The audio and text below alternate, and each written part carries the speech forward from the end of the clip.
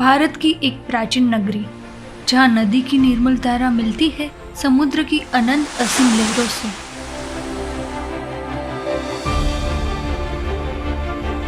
यह वही देवभूमि है जहाँ विश्वास सिर्फ माना नहीं जाता, बल्कि हर दिन दिल से जिया जाता है।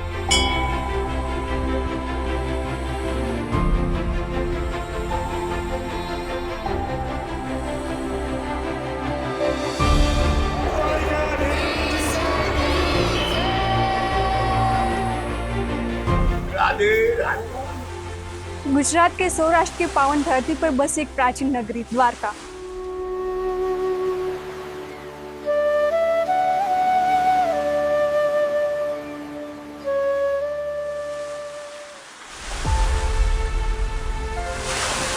मैं छुली राठौड़ आपको लेके आई हूँ एक ऐसी पवित्र नगरी में जहाँ बसा है भगवान श्री कृष्ण का पवित्र मंदिर। इस पावन नगरी के हृदय में विराजमान श्री द्वारकाधीश मंदिर।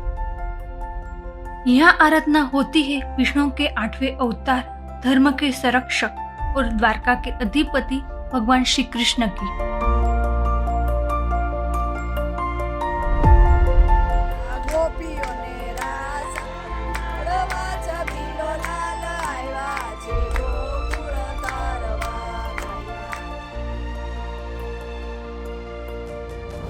कहा जाता है प्राचीन द्वारका एक भव्य, समृद्ध एवं वैभवशाली नगरी थी, सोने की नगरी, जिसे अनंत समुद्र ने अपनी गहराइयों में समेट लिया। समुद्र की अथक गहराइयों में आज भी छिपे हैं ऐसे अवशेष जो इस प्राचीन नगरी के खोए हुए आलीशान वैभव की मौन गवाही देते हैं। चारों धामों में से एक द्वारिका है, जिसे शास्त्रों में मोक्ष का द्वार कहा गया है। भगवान विष्णु ने अपने 8वें अवतार के रूप में श्री कृष्ण के रूप में जन्म लिया। जन्म हुआ मथुरा के कारागार में, पर पिता वासुदेव ने उन्हें यमुना की धाराओं को चीरते हुए सुरक्षित गोकुल पहुंचा दिया। वही बीता उनका बालपन। मैया यशोदा की ममता भरी गोद, नंद बाबा के स्नेह और संस्कार के बीच, गायों के संग मक्खन की मिठास में और राधा एवं गोपियों के संग रास की अलौकिक लीलाओं में। लेकिन समय बदला और बाल लीलाओं से आगे बढ़कर धर्म की स्थापना का संकल्प सामने आया। तब हुआ कंस का अंत, अधर्म पर धर्म की पहली महान विजय। पर कहानी यही समाप्त नहीं होती, क्योंकि खतरा अभी बाकी था। कंस के ससुर जरासंध ने मथुरा पर बार बार आक्रमण किया और हर आक्रमण प्रजा के लिए नई पीड़ा, नया संकट लेकर आया। द्वारका की स्थापना के पीछे 2 प्रमुख कारण और व्यक्तित्व माने जाते हैं। एक और थी भगवान श्री कृष्ण की धर्मपत्नी रुक्मिणी जी, जिनकी इच्छा, आस्था और साथ ने इस नई नगरी के निर्माण को अर्थ दिया। दूसरी ओर था जरासंध, जिसके लगातार आक्रमणों ने मथुरा को असुरक्षित बना दिया। इन्हीं 2 परिस्थितियों के बीच श्री कृष्ण ने एक ऐसा निर्णय लिया जिसने इतिहास की दिशा ही बदल दी और जन्म हुआ एक नए, सुरक्षित और दिव्य नगरी का, द्वारका। ये द्वारका नगरी की बात करें तो जब व्रज में जरासंध का प्रकोप बढ़ गया, तब भगवान ने व्रजवासी को बोला कि अभी ये भूमि हमारे लिए नहीं है, ये भूमि हमको छोड़नी पड़ेगी। तब सब व्रजवासी बोलते हैं कि आप तो सुदर्शनधारी है और आप ऐसी बात करेंगे। तब भगवान सब व्रजवासी को बोलते हैं कि भाई ये जो भूमि है वहाँ पे कोई जीव हत्या न हो और हम अलग शांति से रह सके, ऐसी कोई नगरी बनाए।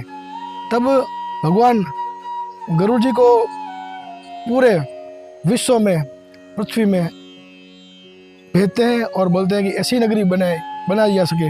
कोई ऐसी आप जगह की शोध करें कि ऐसी नगरी बनाई जाए कि जहाँ पे यदुवंशी सब रह सके। तब गरुड़ जी ने ये भूमि का चयन किया और भगवान ने विश्वकर्मा जी को आदेश दिया कि आप द्वारका नगरी का निर्माण करें। ये द्वारका नगरी का निर्माण हुआ और ब्रजवासियों को भगवान ने माया से एक ही रात में यहाँ लेके आए। सुबह उठते ही सब लोग अपना अपना द्वार खोजने लगे। तो सब विद्वान का मत ऐसा भी है कि द्वार खोजने की वजह से द्वार कहाँ है, द्वार कहाँ है, ये नगरी का नाम हुआ द्वारका नगरी।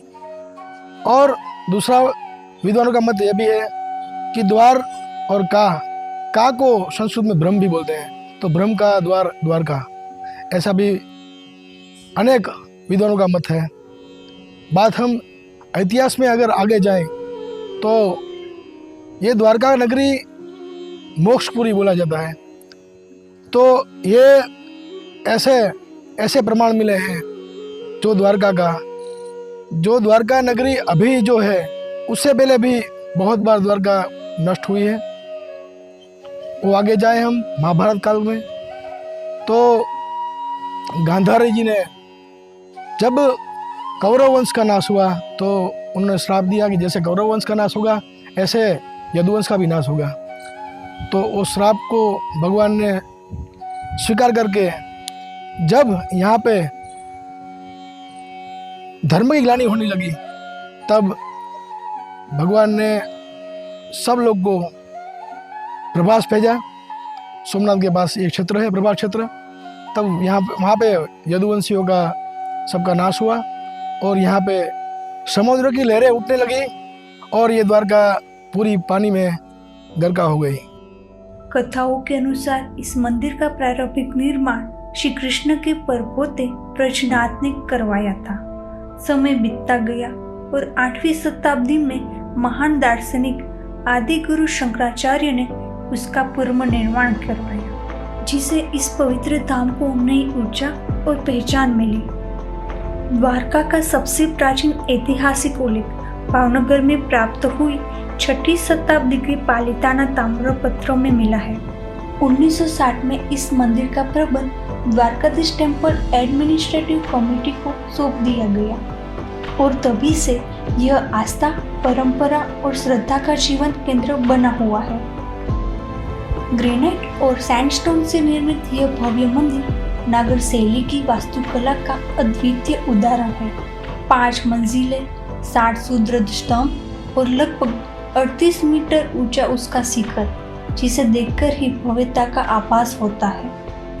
मंदिरों की दीवारों पर उकेरी गई देवी देवताओं और पशु पक्षियों की कलाकृतियां मानो पत्थरों में जीवंत कहानियां बयां करती है।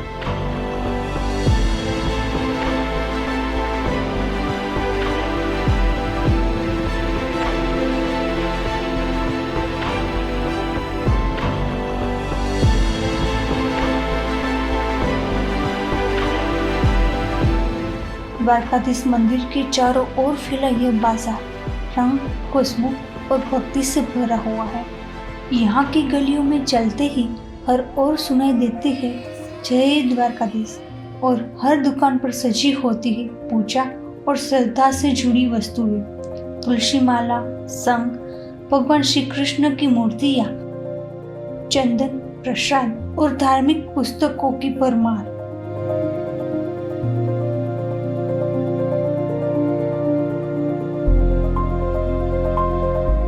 प्रतिदिन द्वारकाधीश को 11 बार भोग अर्पित किया जाता है और 4 बार उनकी आरती होती है।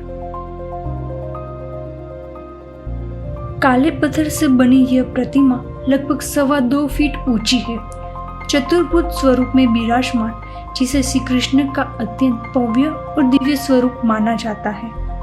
4 हाथों में पद्म, गदा, शंख और चक्र धर्म, शक्ति और संरक्षण के प्रतीक। द्वारका में श्रृंगार का विशेष महत्व है। यहाँ की गलियां केवल रास्ते नहीं बल्कि आस्था की जीवंत धड़कन है।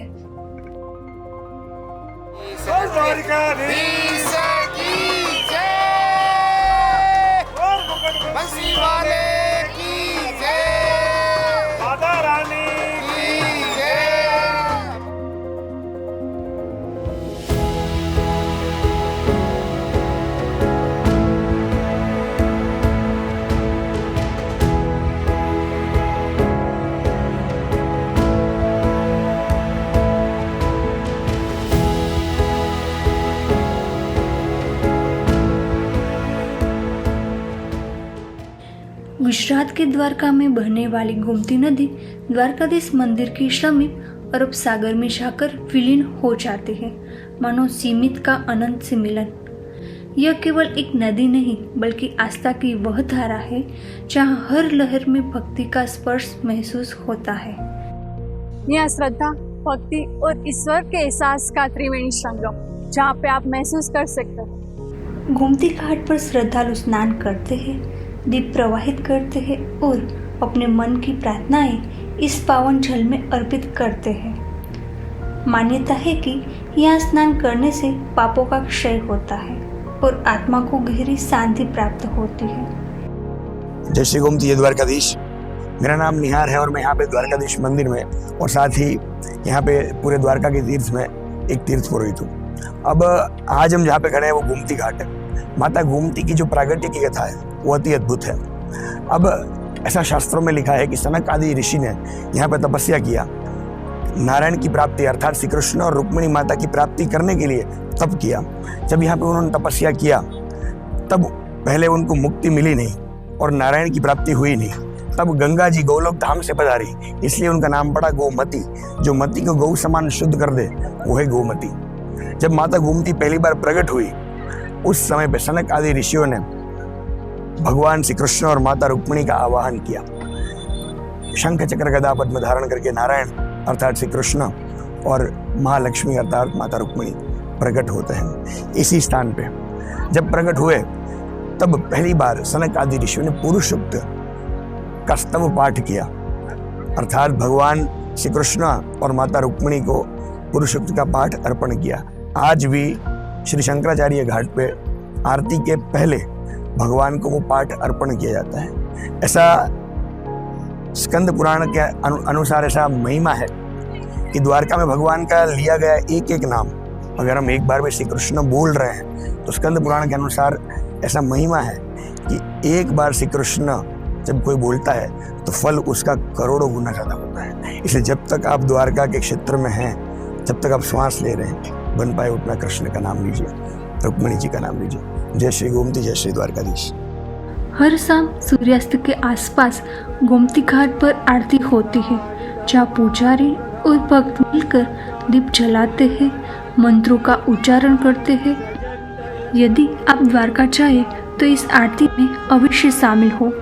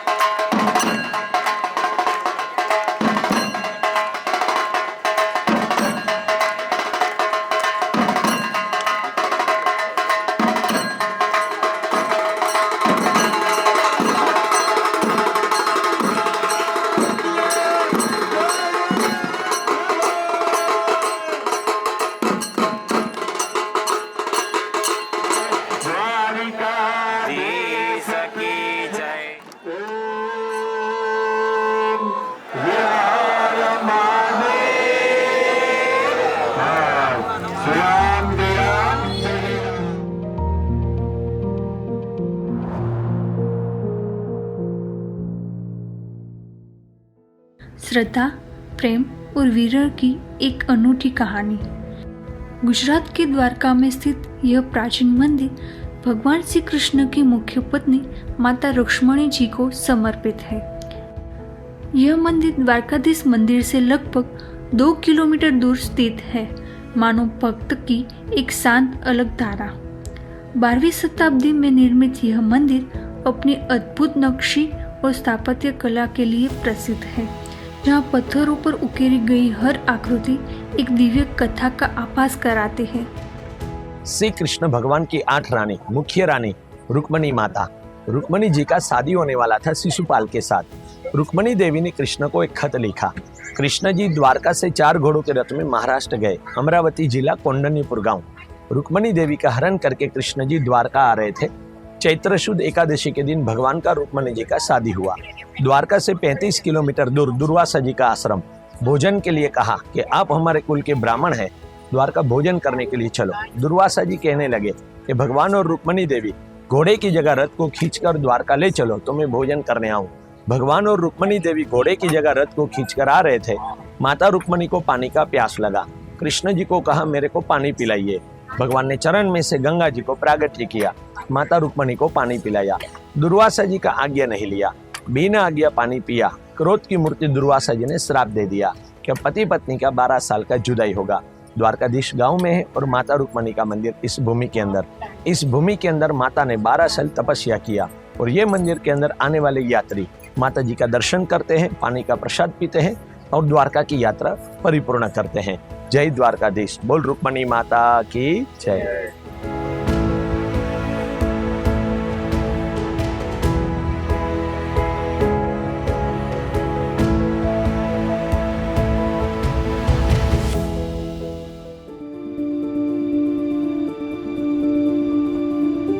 समुद्र की लहरों के बीच स्थित एक अद्भुत और दिव्य शिव धाम गुजरात के द्वारका में स्थित भड़केश्वर महादेव मंदिर अरब सागर के किनारे चट्टानों पर बना एक अनोखा मंदिर है।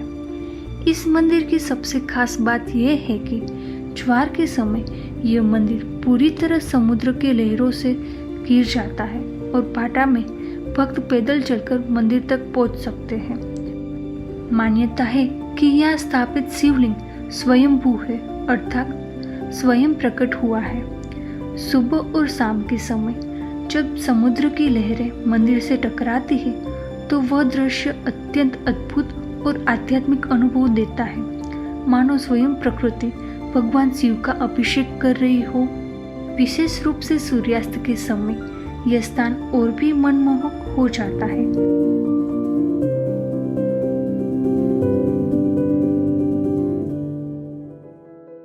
प्रेम, वीर और भक्ति की एक अमर कहानी का साक्षी गुजरात के द्वारका के पास स्थित गोपी तालाब एक अत्यंत पवित्र और ऐतिहासिक स्थल माना जाता है।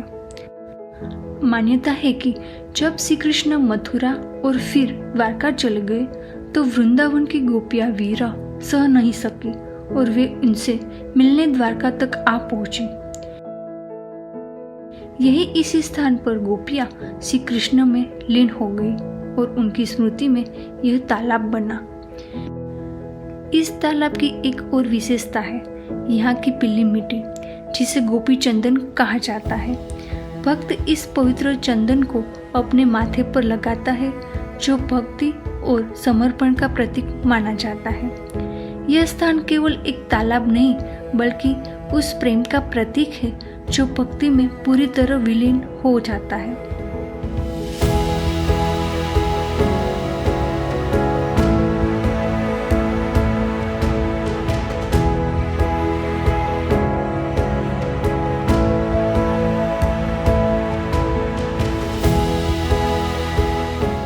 भगवान शिव के 12 ज्योतिर्लिंगों में से एक, जहाँ आस्था और शक्ति का संगम होता है। द्वारका से लगभग 12 किलोमीटर दूर स्थित यह पवित्र धाम शिव भक्तों के लिए अत्यंत महत्वपूर्ण है। मान्यता है कि यहाँ भगवान शिव ने दारुक राक्षस से भक्तों की रक्षा की थी। यहाँ का शिवलिंग अत्यंत पूजनीय है। विशाल शिव प्रतिमा श्रद्धालुओं को आकर्षित करती है। यह केवल तीर्थ नहीं बल्कि वह स्थान है जहाँ भय समाप्त होता है और भक्ति से शक्ति मिलती है। नमः शिवाय।